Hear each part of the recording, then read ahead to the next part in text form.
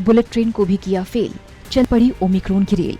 ये कहना गलत नहीं होगा क्योंकि जिस तेजी के साथ ओमिक्रॉन फैल रहा है उसने बुलेट ट्रेन की रफ्तार को भी पछाड़ दिया और एक बार फिर से विश्व में कोरोना की रफ्तार को धार दे दिया।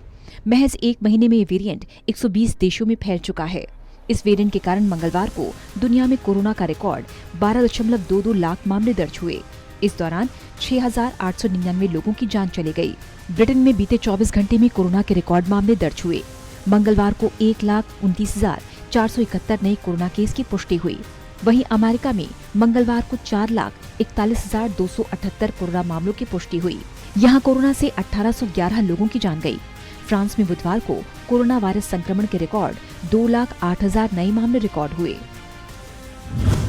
अमेरिका में 4,41,278 नए मामले। WHO की ओर से जारी रिपोर्ट के मुताबिक अमेरिका महाद्वीप क्षेत्र में नए मामले 39% बढ़कर करीब 14,08,000 हो गए हैं। अकेले अमेरिका में 34% इजाफे के साथ 11,08,000 से अधिक मामले रिकॉर्ड हुए। अमेरिकी रोग नियंत्रण एवं रोकथाम केंद्र के रिकॉर्ड किए गए आंकड़ों के मुताबिक मंगलवार को 4,41,278 नए मामले रिकॉर्ड हुए। इससे पहले 20 दिसंबर को सबसे ज्यादा 2,90,000 केस पाए गए थे। अमेरिका ने 8 देशों से हटाया ट्रैवल बैन।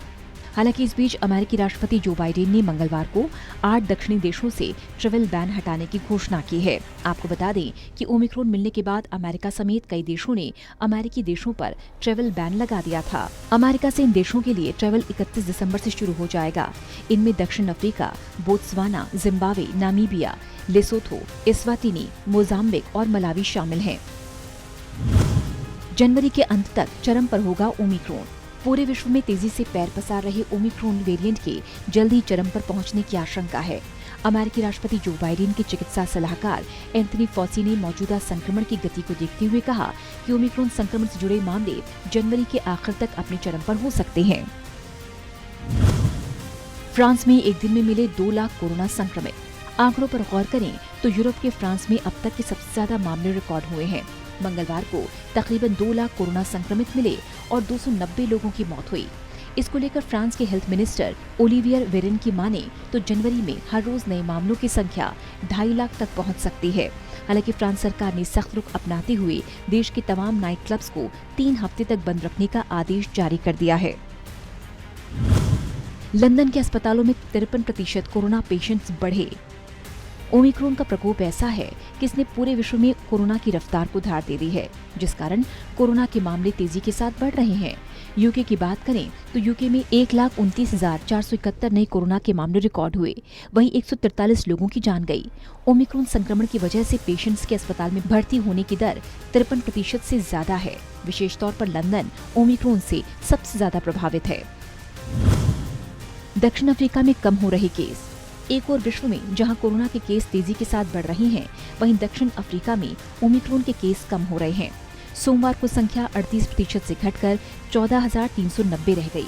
हालांकि क्रिसमस पर कम संख्या में लोगों का टेस्ट किया जाता है। साल की शुरुआत में साउथ अफ्रीका में दैनिक मौतों का आंकड़ा अपने चरम पर पहुंच गया, जब औसतन 578 मौतें दर्ज की गई थीं। ऑस्ट्रेलिया में ओमिक्रॉन का विस्फोट, बड़े मामले। अब बात कर लेते हैं ऑस्ट्रेलिया की। ऑस्ट्रेलिया में ओमिक्रॉन का बम फटा है। पूरे ऑस्ट्रेलिया में संक्रमण के मामले तेजी के साथ बढ़ रहे हैं। इसको देखते हुए प्रधानमंत्री स्कॉट मॉरिसन को कैबिनेट की आपात बैठक बुलानी पड़ी। सिडनी और न्यू साउथ वेल्स में सबसे ज्यादा 11,000 से ज्यादा केस मिले हैं। एक दिन पहले यहाँ 6,000 मामले पाए गए थे। विक्टोरिया में भी मंगलवार के 1,000 की तुलना में बुधवार को करीब 4,000 नए केस मिले। क्वींसलैंड समेत दूसरे क्षेत्रों में और राज्यों में भी मामले की बढ़ोतरी देखने को मिल रही है। कोविड-19 प्रोटोकॉल से धीमी है रफ्तार। कोरोना के बढ़ते संक्रमण को लेकर विश्व के सभी देश सख्ती कर रहे हैं।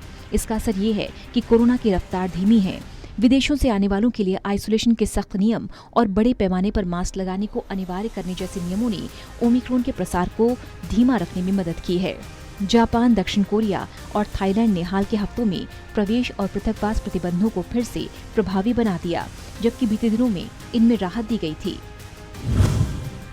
ओमिक्रॉन से तबाह हो सकती है स्वास्थ्य व्यवस्था। ओमिक्रॉन इतनी तेजी के साथ फैल रहा है, इसने WHO की चिंताएं बढ़ा दी हैं। WHO ने ओमिक्रॉन को एक बार फिर से बड़ा खतरा बताते हुए कहा कि इससे वैश्विक स्वास्थ्य व्यवस्थाएं तबाह हो सकती हैं। उसके मुताबिक ओमिक्रॉन से संबंधित जोखिम बहुत ज्यादा बना हुआ है। तेज प्रसार के मामले में इसने डेल्टा समेत पहले के सभी वेरिएंट्स को पछाड़ दिया है। 2 से 3 दिन में इसके मामले दुगने हो रहे हैं। अभी भी विश्व में डेल्टा वेरिएंट ही महामारी का प्रमुख कारक बना हुआ है। This virus will continue to evolve and threaten our health system if we don't improve the collective response. Right now, Delta and Omicron are twin threats that are driving up cases to record numbers, which again is leading to spikes in hospitalizations and deaths. I'm highly concerned that Omicron, being more transmissible, circulating at the same time as Delta, is leading to a tsunami of cases. This is and will continue to put immense pressure on exhausted health workers and health systems on the brink of collapse, and again distributing lives and livelihoods. The pressure on health systems is not only because of new COVID-19 patients requiring hospitalization, but also a large number of health workers are getting sick themselves. The unvaccinated are many times more at risk of dying from either variant.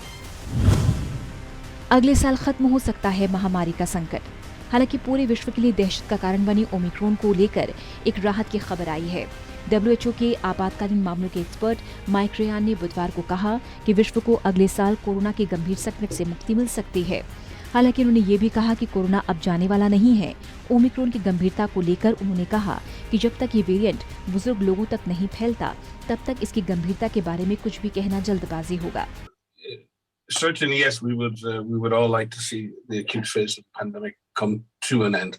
And that is the history of pandemics in humans. Pandemic viruses like flu viruses, the pandemic ends, but the virus stays around. In fact, the virus that caused the pandemic in 2009 of H1N1 is still around, but it's not causing the kind of death and destruction that it did at the time mainly because we've been vaccinating the most vulnerable people. And if you look at the strategies we use in influenza, we don't try to vaccinate everybody against influenza, although it could be a very good idea. But what we focus on with the limited amount of vaccine available is to focus on vaccinating health workers, vaccinating older persons, vulnerable younger people. We vaccinate against the negative impacts of getting the infection, which are severe disease, hospitalization, and death.